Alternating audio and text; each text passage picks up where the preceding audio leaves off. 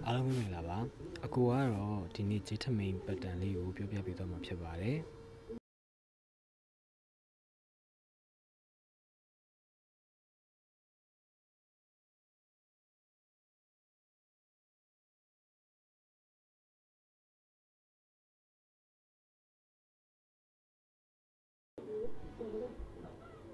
ဂျေထမိန်ပတ်တန်အတွက်လိုအပ်တဲ့အတိုင်းအတာတွေကတော့အကိုခါလိုမယ်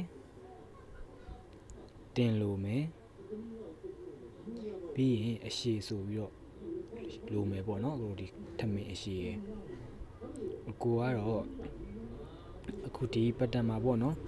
တုံးပေးထားမှာကတော့ခါကို60အကွာတင်ကို80အရှည်ကို90ဆိုတဲ့ဒီခန္ဓာကိုယ်အချိုးစားလေးနဲ့တွက်ပြမှာပေါ့နော်တွက်ပြီးတော့မှပတ်တန်လေးကိုဆွဲပြပေးမယ်အဲ့တော့အကိုနဲ့တူတူလိုက်ကြည့်ပေးပါဦး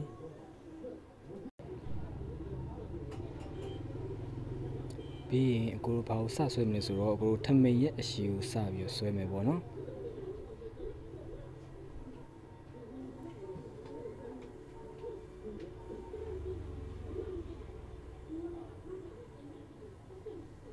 ထမိန်ရဲ့အရှည်ကိုအကိုတို့ဘယ်လိုယူလဲဆိုတော့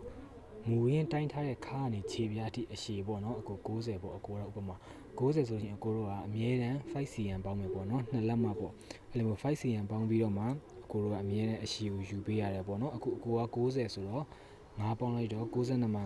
9စင်တီမီတာအခုအရှည်ယူလိုက်မယ်နော်ပြီးရင်အကိုတို့အဖုံးချမ်းကိုစပြီးတွက်မယ်ပေါ့နော်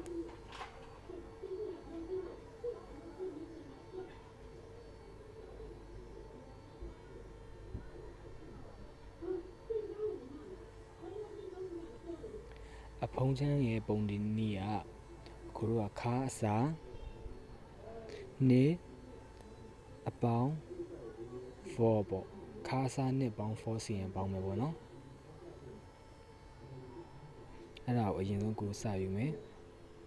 ခါ60ဆိုတော့ကိုက60ကို2နဲ့စားတော့30ကိုက4ပေါင်းလိုက်တော့32မှာ4ပေါ့နော်34ရမယ်ပေါ့ပထမဦးဆုံးအဖုံးချမ်းအတွက်က34စင်တီမီတာကိုစပြီးမှတ်လိုက်မယ်နော်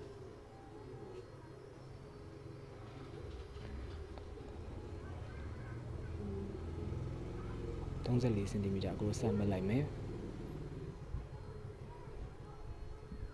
အဲ့ပြီးရင်အကိုနောက်ထပ်အဖုံးချမ်းအတွက်နောက်ထပ်တစ်မှတ်ဆက်မှတ်ပေးရမယ်ပေါ့နော်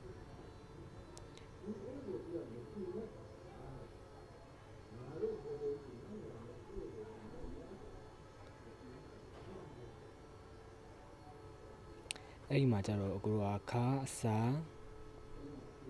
နေအပေါင်း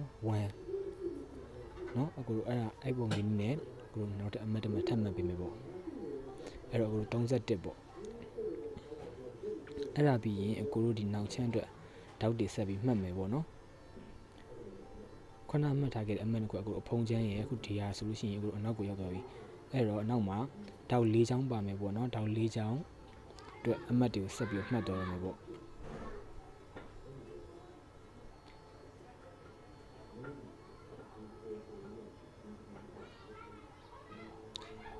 အဲ့တော့ကိုကခုနမှတ်ထားခဲ့တယ်ပေါ့နော်ခါးစားနဲ့ပေါင်း1ရနောက်ကနေဆက်ပြီးတော့ 4cm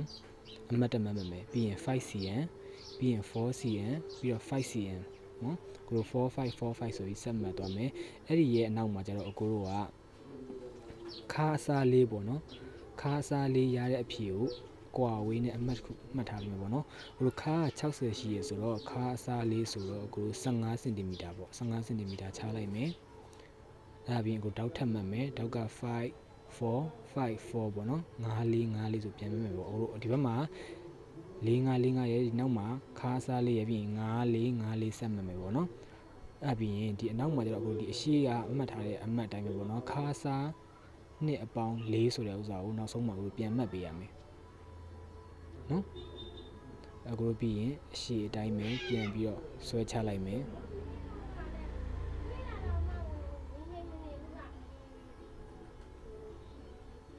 ပြီးရင်အကိုတို့အပေါ်ဆုံးကနေပြီးမှအောက်ကိုထမင်းကိုပေါ့နော်စားပေးရမယ်အကိုတို့ဘယ်လောက်စားမလဲဆိုတော့6cmပေါ့နော်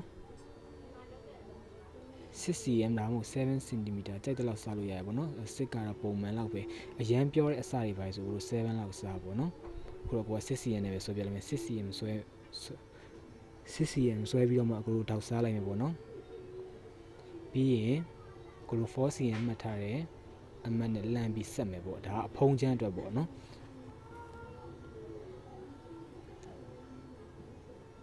ပြီးရင်တဝက်ဝက်မယ်ကိုလိုပထမမှတ်ထားတယ်အမှတ်ကို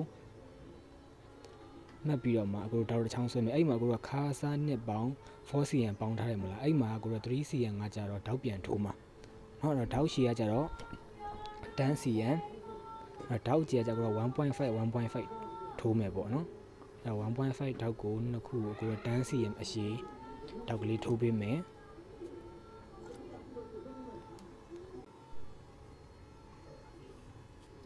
ပြီးရင်အကိုတို့454545မှတ်ထားတဲ့နေရာမှာအကိုတို့တွေပေါ့နော်ဒီဆက်ကျင်လာတဲ့အမှန်မဟုတ်ဘဲနဲ့ဒီဘက်က5ပေါ့ 5cm ကိုကိုတို့ 2.5 စီတဝက်ဝက်ပြီးတော့မှတောက်ကလေးတွေနှစ်ချောင်းစီထိုးမယ်ပေါ့အခုဆက်ချင်းထိုးတဲ့တောက်မှာအကိုတို့က 15cm အရှည်ပေါ့နော် 2.5 တောက်ထိုးမယ်နောက်ပြီးကြတော့ 18cm ကိုကိုတို့ 2.5 တောက်ထိုးမယ်ပေါ့နော်ကိုတို့ကဒီ9ကိုတဝက်ဝက်လိုက်တော့ဟိုဘက်ဒီဘက် 2.5 စီကျန်မှာပေါ့သဘောကတော့အဲ့တော့အရှည်က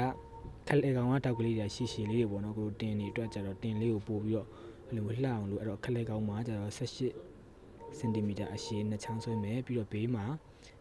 ကြတော့အကိုတို့က 15cm စီပေါ့နော်အဲ့တော့5ကိုအကိုတို့တဝက်ဝက်ပြီးတော့မှတောက်ကိုထည့်မယ်ပေါ့ 2.5 စီအဲ့ဘေးကတော့ 15cm စီပဲနော်ကိုဒီခလဲကောင်ခါးစားလေးကိုကိုတွေ 1cm လောက်တဝက်ဝက်ပြီးတော့ပေါ့နော် 1cm လောက်ချပြီးပြလေးဝိုက်ပေးမယ်ပေါ့နော်အဲ့လိုဝိုက်ပေးရမယ်ကိုခါးမဟအောင်လို့ပေါ့အဲ့ဒါပြီးရင်ဒီအနောက်ဘက်မှာလည်းကိုတို့ 6cm ချမယ်ပေါ့နော်ချပြီးတော့ကိုတို့ဒီ 4cm အမှတ်နဲ့လှမ်းပြီးတော့ဆက်ပေးမယ်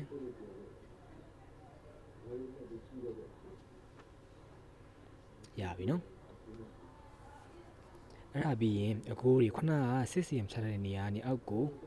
ကိုတို့ 25cm အမှတ်တစ်ခုထပ်မှတ်မယ်ပေါ့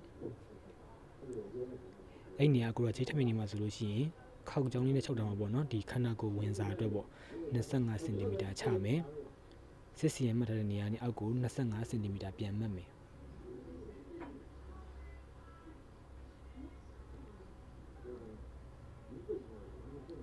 အဲ့လိုမှတ်တဲ့ကိုတို့ဒီအောက်ခြေကနေပြီးတော့မှအတွင်းထဲကို7cm ဝင်ပေးမယ်ပေါ့နော် 9cm ဝင်ပြီးတော့ကိုတို့ခဏက 25cm ချထားတဲ့ဥစ္စာနဲ့ဆက်ပေးမယ်ပေါ့နော်ဆောင်းလေးဘာလို့ဆိုအခုဒီအောက်ကို 7cm စားပေးလိုက်ခြင်းအပြင်ထမိန်ကအခုဝတ်လိုက်တဲ့အခါမှာအောက်ကအူပြီးတော့ကာကြီးဖြစ်မနေတော့ဘဲနဲ့ပေါ့နော်အောက်ကိုရှူရှူလေးဖြစ်နေအောင်လို့ဒါစားပေးတာဖြစ်ပါတယ်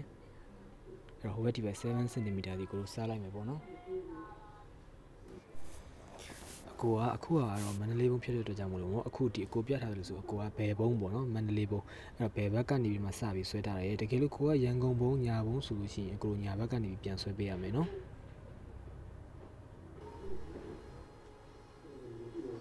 အဲ့တော့ကိုတို့ချုပ်စာတွေခြံပြီးတော့မှဒီတိုင်းညှက်လို့ရပြီပေါ့နော်အဲ့တော့အကိုတို့က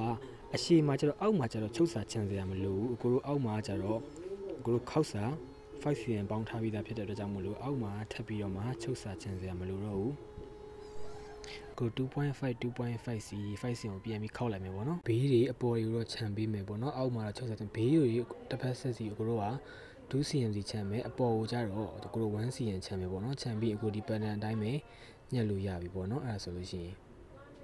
ကိုတခုပြောဖို့မေ့သွားလို့ပေါ့နော်ခြေထမိန်မှာဒီဘက်ဒီ bike အတွင်းထဲကပေါ့နော်ဒီဘက်နောက်ဆုံးမှတ်ထားတဲ့အမှတ်နေရာလေးကိုတဝက်ဝက်ပြီးတော့မှအကိုတွေ 10cm ပေါ့နော် 10cm တောက်အရှည်ကိုအကိုတွေတောက်အကျယ်က 1.5 စီထိုးပေးရအောင်မယ်ပေါ့နော်အဲ့ဒါမှအကိုတို့ဘိုင်နားမှာကက်ကက်လေးဖြစ်နေအောင်လို့ပေါ့အဲ့လိုလေးထိုးပေးလိုက်ရင်အကိုတို့ရပြီပေါ့နော်အဲ့ဒါဆိုလို့ရှိရင်အကိုတို့ဒီတိုင်းလေးပိတ်ဆက်ပေါ်မှာတင်ပြီးတော့ကိုက်လို့လည်းရတယ်တကယ်လို့ကိုကဒီ pattern ကိုကျွမ်းသွားပြီဆိုလို့ရှိရင်တခါတည်းပိတ်ဆက်ပေါ်မှာမှတ်ပြီးတော့မှချုပ်စာတွေရောခြံပြီးတော့မှဒီတိုင်းပဲအကိုတွေညှက်လို့လည်းရတယ်ပေါ့နော်အဲ့တော့အားလုံးပဲအဆင်ပြေကြပါစေ